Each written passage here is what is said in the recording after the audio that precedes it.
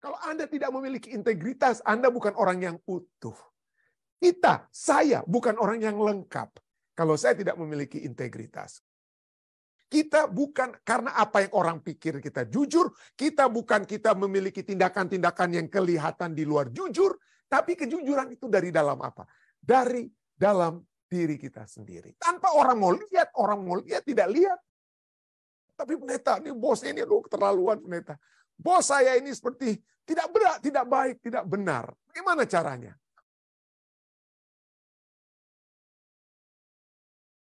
Prinsip-prinsip pelajaran kita katakan, prinsip-prinsip apakah yang sementara Anda ikuti?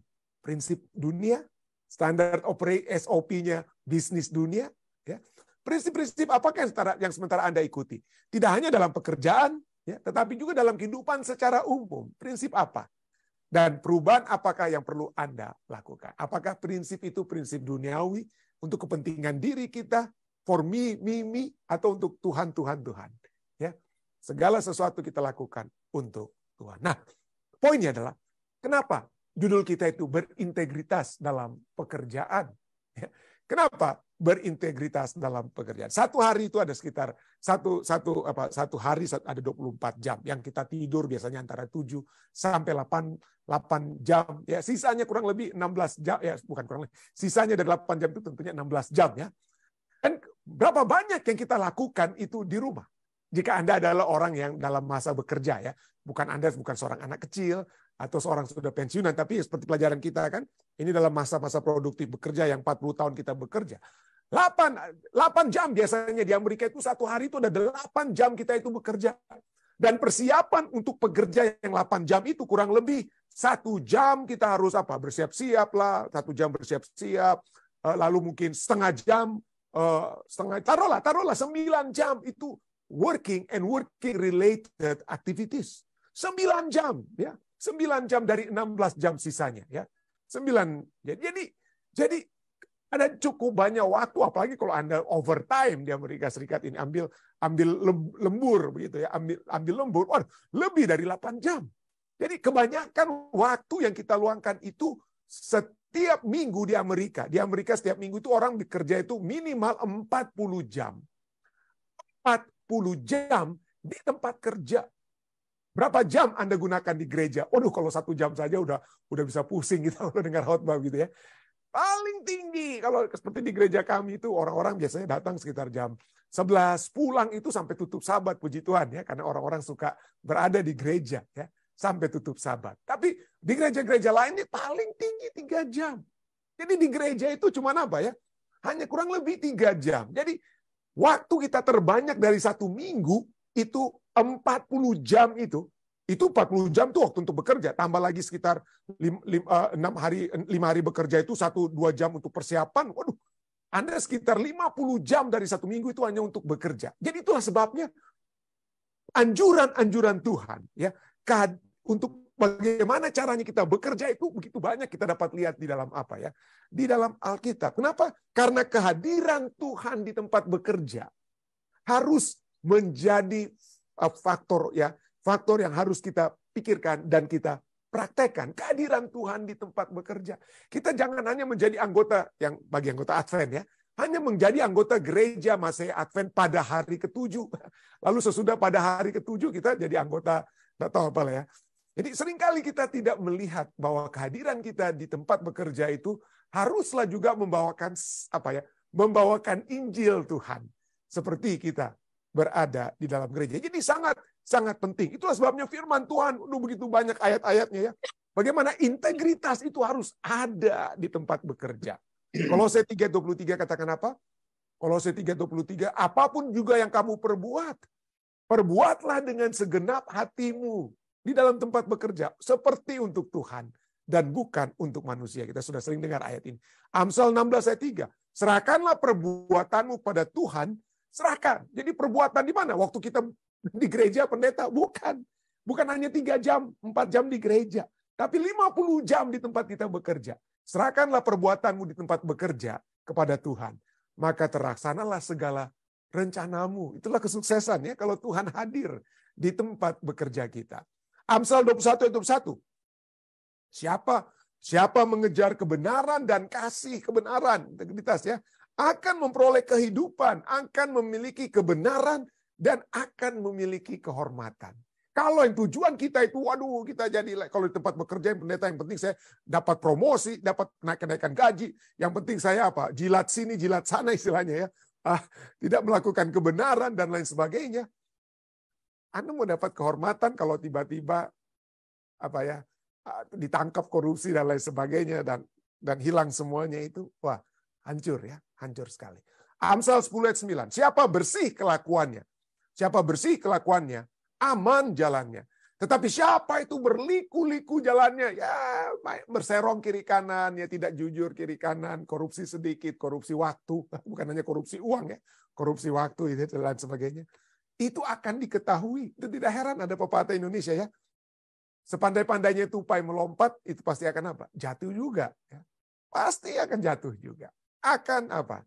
Diketahui. Ya. Akan diketahui. Jadi kita tidak bisa apa? Berdusta.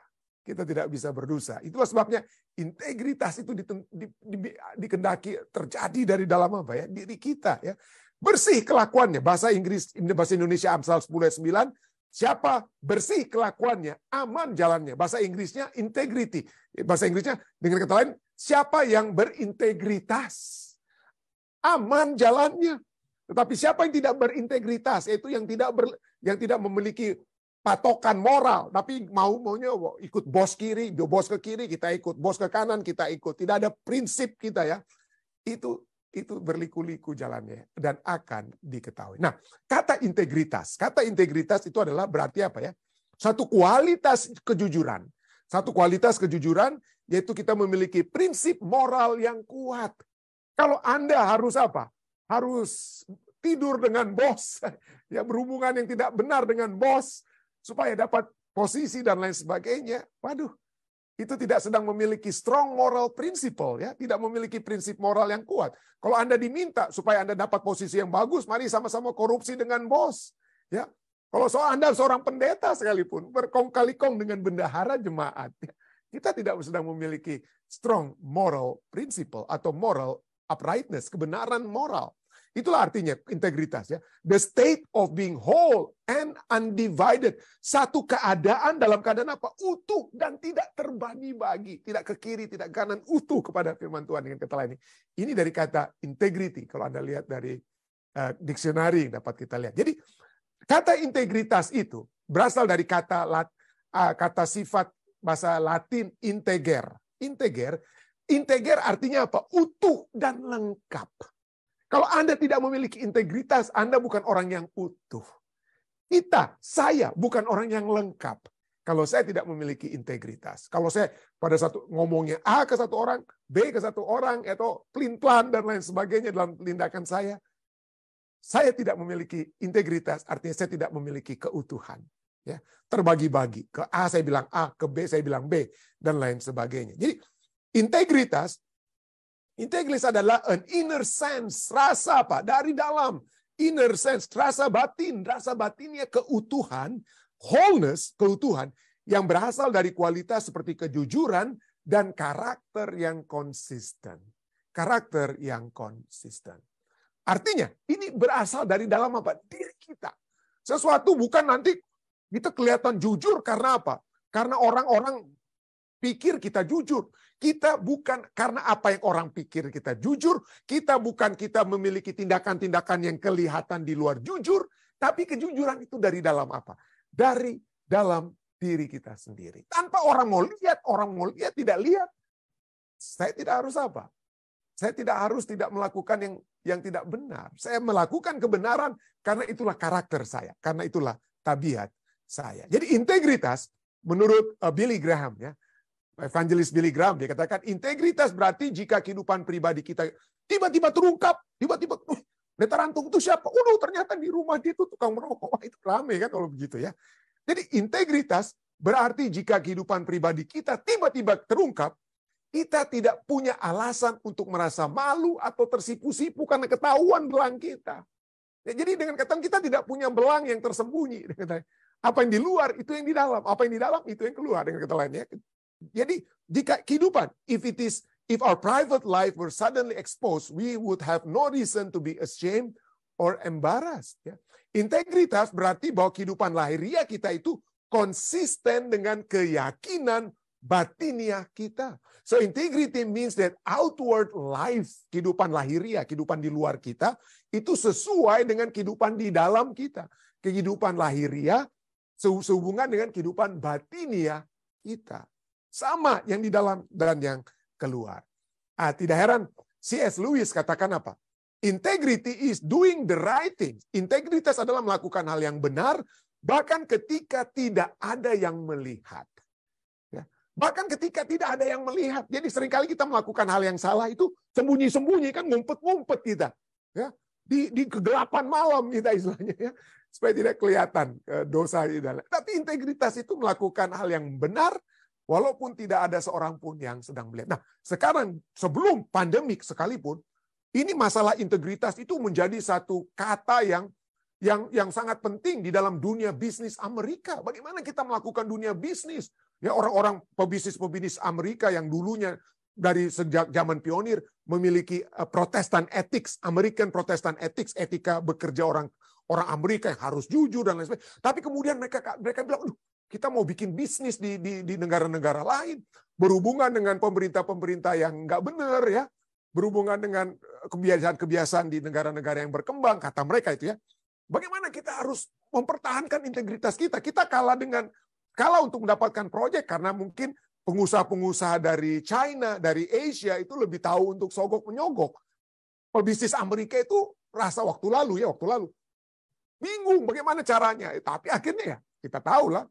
Bottom line apa? The bottom line itu adalah uang yang harus apa? Profit, ya. Jadi tidak heran masalah integritas itu sudah menjadi juga satu masalah bagi pebisnis di Amerika dan di seluruh dunia, ya. Dan apalagi saya katakan tadi itu sebelum pandemik, apalagi setelah pandemik, ini bukan hanya masalah pemimpin, pemilik perusahaan yang mau bikin bisnis, tapi bagaimana integritas para pegawai yang sekarang banyak yang masih hybrid di Amerika. Ada yang bisa masuk kantor, ada yang masih sementara masuk kantor, dan juga beberapa hari di tempat bekerja. Seperti istri saya, hari Selasa, Rabu, Kamis di kantor, Senin, Jumat di rumah. Nah, masalahnya kalau kerja di rumah, kalau di kantor ya seringkali kita saling melihat ya, pegawai-pegawai. Tapi bagaimana di rumah? Bagaimana kita melakukan pekerjaan di rumah? Tentu saja perusahaan-perusahaan yang besar, mereka men-setup, mereka punya standar, ya. Komputer mereka sudah kelihatan apa yang Anda buat dan lain sebagainya. Sudah ketahuan, Anda tidak bisa bersembunyi. Tapi banyak. Tetap saja ada orang yang bisa mencuri-curi waktu dan lain sebagainya pada saat mereka bekerja di kantor. Dan ini menjadi satu masalah. Dan ini menjadi satu perdebatan dalam di Amerika Serikat pada saat bagaimana ini etika bekerja. Ya, integritas itu harus dapat tetap dicapai di saat kita setelah masa pandemik ini bahkan berakhir. Ya, jadi itu yang menjadi pertanyaan. Bagaimana ini pegawai-pegawai di Amerika itu betul-betul masih bisa bekerja dengan dengan kejujuran, dengan waktu mereka, dengan apa yang mereka buat dan lain sebagainya. Nah, ini tentu saja masalah yang agak lunak, curi waktu. Tapi bagaimana dengan korupsi? Bagaimana dengan korupsi? Nah, kita di Indonesia, di Asia khususnya, terus terang saja. Kalau orang Amerika memiliki etika yang memiliki tradisi yang disebut dengan guilt, ya, guilty. Jadi perasaan bersalah. Perasaan bersalah itu karena mereka tahu ada yang baik, tetapi mereka tidak lakukan, maka mereka merasa bersalah. Guilt itu sangat kuat di Amerika Serikat. Perasaan bersalah. Tapi di Indonesia kebudayaan kita bukannya guilt itu, tapi kebudayaan kita itu disebut dengan istilah kebudayaan malu. Shame culture. Jadi shame culture itu adalah itu bukan sesuatu karena perasaan bersalah. Aduh, saya telah melakukan perasaan yang bersalah. Bukan. Saya akan malu kehilangan muka. Salah satu manifestasi dari malu adalah kehilangan muka kalau tindakan salah saya itu ketahuan. Beda dengan orang Amerika. Walaupun orang tidak tahu, tapi mereka bisa merasa bersalah. Ya, tentunya tidak semua orang Amerika punya sifat seperti ini, ya, tentu saja tidak.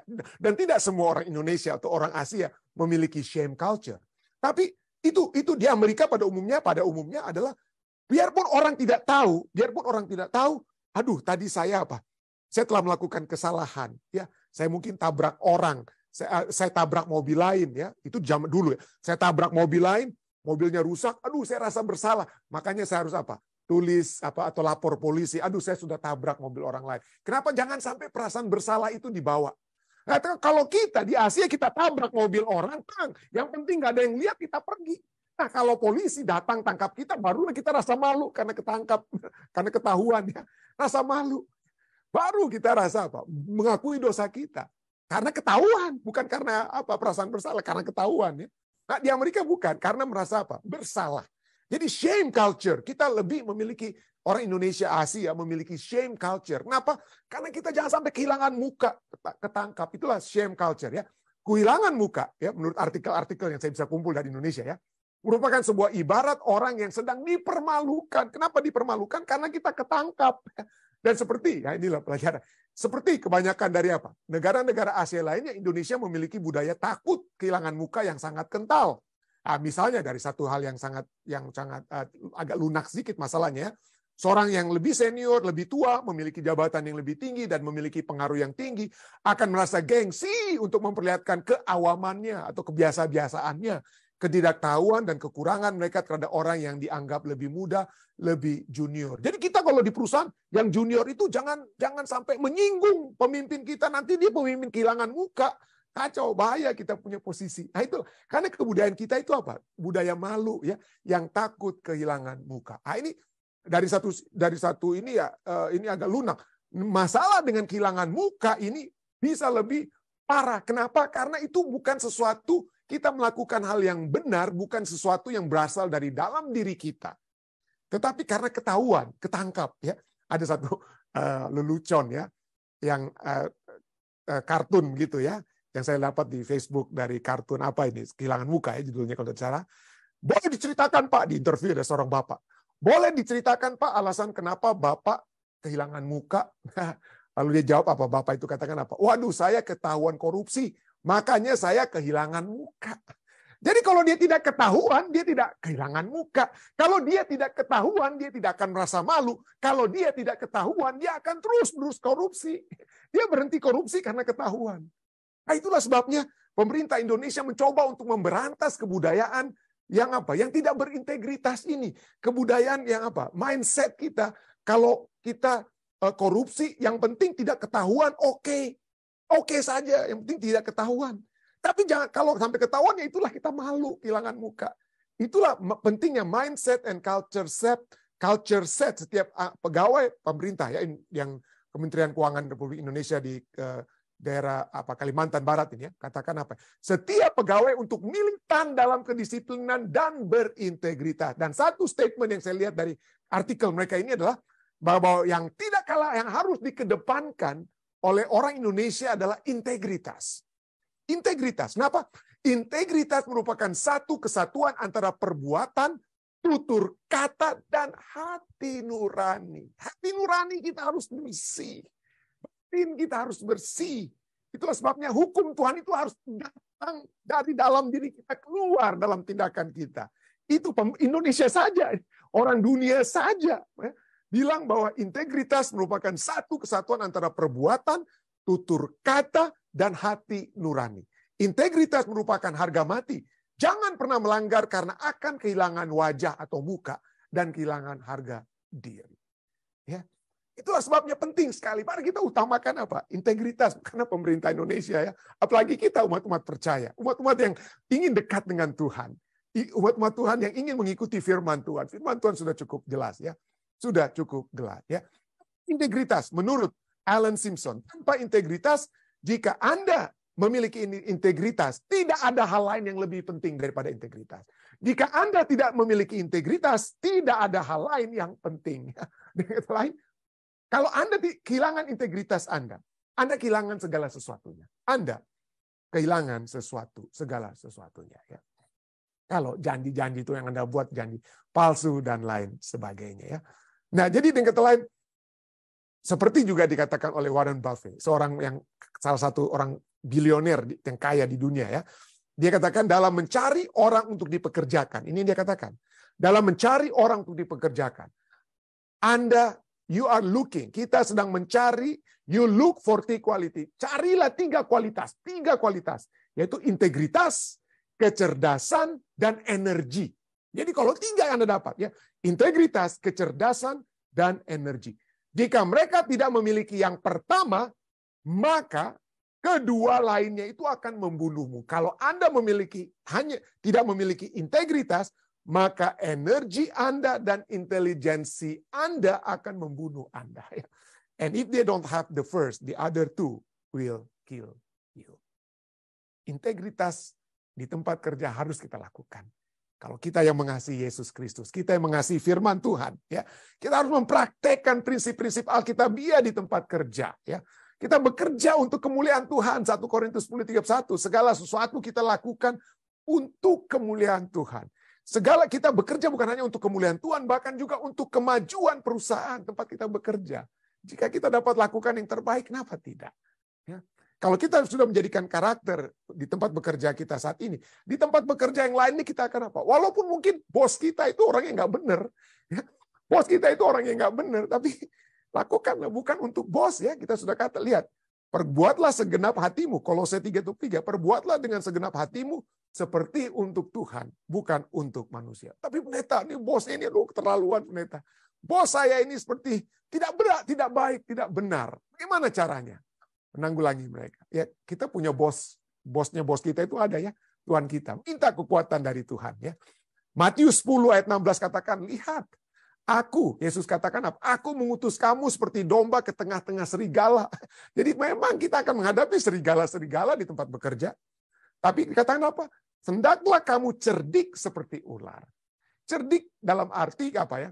Tentu seperti ular dalam arti apa? Dapat apa? Melakukan yang dapat terbaik, tetapi bukan berarti kita melakukan apa? Pelanggaran dengan mengelabui pemimpin kita dan lain sebagainya. Cerdik seperti ular, tetapi tulus seperti merpati. Tulus seperti merpati. Dan jangan khawatir, kalaupun Anda harus jatuh miskin dengan kata lainnya, atau Anda harus keluar dari perusahaan, harus tidak dapat promosi dan lain sebagainya, jangan khawatir, ya. Ada berkat kalau Anda mempertahankan integritas. Anda akan memperoleh hal yang baik. Mazmur 84 ayat 12. Sebab Tuhan Allah adalah matahari dan perisai, kasih dan kemuliaan Ia berikan. Ia tidak menahan kebaikan dari orang yang hidup tidak bercela. Lihat Daniel, dia tidak berkompromi di Babylon, dia tidak berkompromi di zaman Raja Darius, ya, pemerintahan Ahasveros dan lain. Dia tidak berkompromi, bukan Ahasveros dan Darius, ya. Dia tidak berkompromi. Dia pada saat dia keluar daripada apa? Daripada masalah-masalah oleh sebab dia mempertahankan kebenaran, integritas, justru dia mendapatkan posisi yang lebih baik daripada sebelumnya. Ya. Dapat memiliki posisi yang lebih baik. Kita akan, berkat lainnya adalah kita selalu akan memiliki kehidupan yang dituntun. Kita kehidupan integritas kita lengkap, artinya integritas lengkap, penuh, ya. Kehidupan kita akan selalu dituntun, ya. Amsal 11 ayat 3, orang yang jujur dipimpin oleh ketulusannya. Ya. Tetapi pengkhianat dirusak oleh kecurangannya. Dan bukan itu saja. Walaupun apapun yang terjadi, Anda mungkin dipecat karena Anda mempertahankan integritas. Anda mungkin tidak dipromosi dan lain sebagainya. Tapi Anda tetap memiliki kepuasan hidup daripada kita berkompromi. Amsal 19 ayat 1 katakan, lebih baik seorang miskin, lebih baik, lebih puas menjadi orang miskin yang bersih kelakuannya daripada seorang yang serong bibirnya tetapi bebal. Lagi apa? Lagi bebal. Pertahankan integritas, pertahankan kejujuran, pertahankan apa nilai-nilai moral Tuhan di tempat kita bekerja. Dan kalau kita seringkali dapat, aduh pendeta berat, pendeta. Ini keluarga masih membutuhkan saya. Kalau saya tidak berkompromi ini bagaimana ini pendeta? Mungkin kita tanyakan. Mari kita bertanya kepada firman Tuhan. Firman Tuhan memberikan satu kekuatan kepada saudara dan saya, ya. Ibrani 13 ayat 20-21 katakan apa? Maka Allah damai sejahtera yang oleh darah perjanjian yang kekal telah membawa kembali dari antara orang mati gembala agung segala domba, yaitu Yesus Kristus, ya, yang telah dibangkitkan. Kiranya Yesus itu memperlengkapi kamu dengan segala yang baik untuk melakukan kehendak bos kita di perusahaan. Oh bukannya, memperlengkapi kita dengan segala yang baik untuk melakukan kehendaknya dan mengerjakan di dalam kita apa yang berkenan. apa yang berkenan kepadanya oleh Yesus Kristus. Bagi dialah kemuliaan sampai selama-lamanya. Amin. Saya bawa ini dalam nama Yesus.